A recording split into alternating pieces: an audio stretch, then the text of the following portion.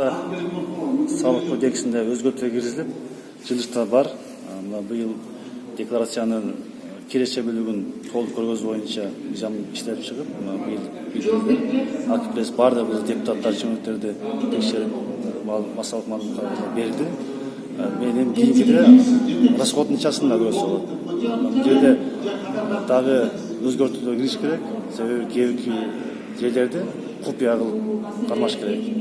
Ар биринде мынча үй бар, мынча дебегенде эртең терс таасир тийип калышы мүмкүн. Бирок bunun кемчиликтери дагы бар, дагы иштеп чыгыш керек.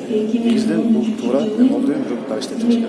Купуя деген сөз түшүнүрөк, ошондо кандай, ким үчүн купуя кылып кармаш керек? Депутаттардыкынбы? Кээбирки чиновниктер депутаттардыкын